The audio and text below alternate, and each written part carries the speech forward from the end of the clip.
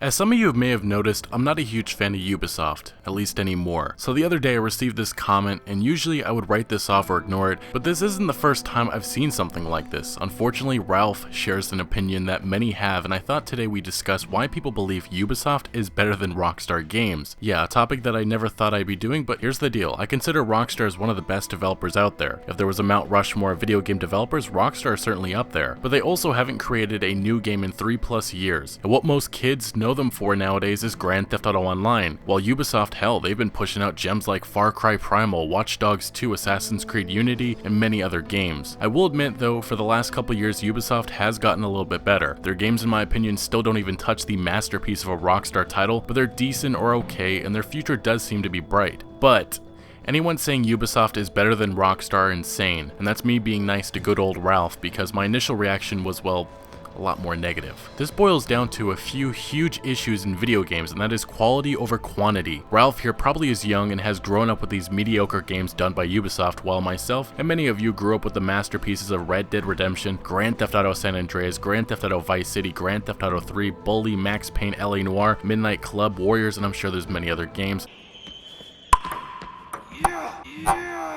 My point is that Rockstar revolutionized this open world genre that Ubisoft so desperately wants to dominate, and kids like Ralph, which I have to believe he's a kid or a troll based on how dumb this sounds, has probably never played any of these games I mentioned before and only touched Grand Theft Auto 5 and Grand Theft Auto Online. It really does suck that everyone judges Rockstar for just Grand Theft Auto Online because they have a storied history that people like Ralph have never experienced, and to be honest, I strongly dislike Grand Theft Auto Online myself, but based on some insider leaks, Rockstar wanted to end Grand Theft Auto Online support years ago, but their parent company Take-Two needs those dollar bills to continue to come in for their investors.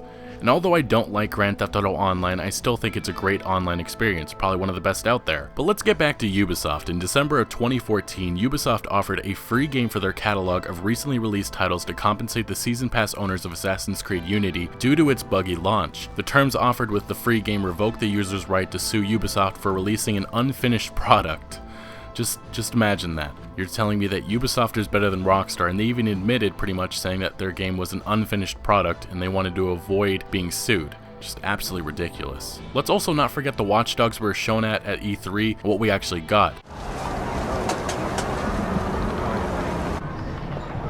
We're here at the gallery opening of media mogul Joseph DeMarco's Dot Connection.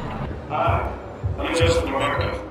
And that goes for Tom Clancy's The Division and Rainbow Six Siege. And I'm sure you could go through all the Ubisoft titles that showed off amazing E3 or gameplay trailers, and then we ended up getting something that looked completely different. Like I said early on, Ubisoft has a lot of games that were phenomenal, like Far Cry 3 and Assassin's Creed, at least the ones with Altair and Ezio. I'm at the point where I feel that Ubisoft games are best as a rental, because after a number of hours there isn't actually usually anything interesting to do, while a Rockstar game I can spend days and sometimes months getting immersed into the world I'm brought into, well worth paying $60.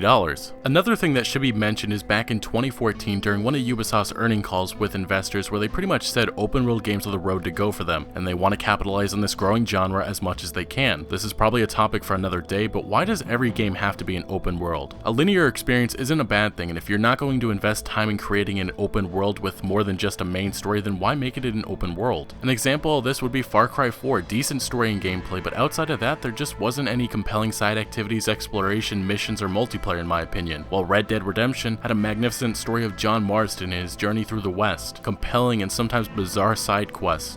Come on in, have some tea with me and Annabelle. I'm sure she'd love the company. All right, maybe just for a few minutes. It's my other half, lovely Annabelle. Much obliged. This is a fine spot. See you around, cowboy. Damn you! Yes, many have.